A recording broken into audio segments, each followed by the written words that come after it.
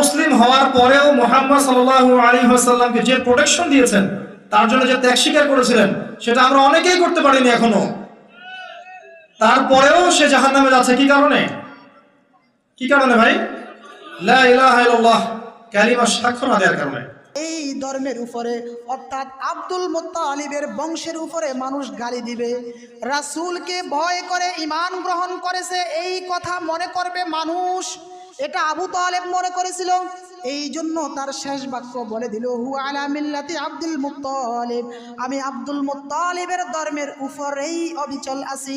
ওয়া বা ইয়াকুলা লা ইলাহা ইল্লাল্লাহ, আমি লা ইলাহা ইল্লাল্লাহ কালিমা গ্রহণ করি নাই।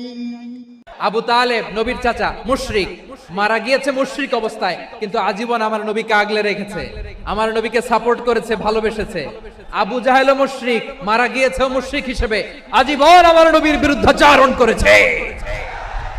এই মা ফাতেমা বিনতে আসাদ আল্লাহর হাবিবকে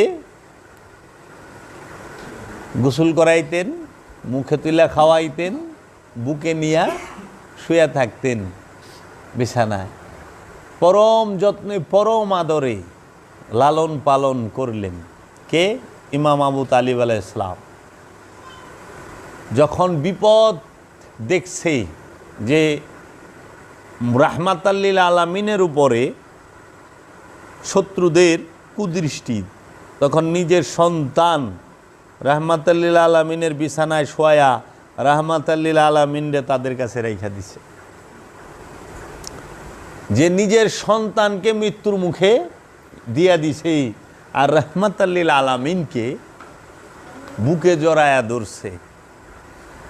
আর এই ইয়াজিদের, এই মারওয়ানের, এই আবু সুফিয়ান গঙের পা চাটা গোলামেরা, তারা সেই মাওলা আলীর বাবা সম্পর্কে বাজে মন্তব্য করে। যাহারা বলে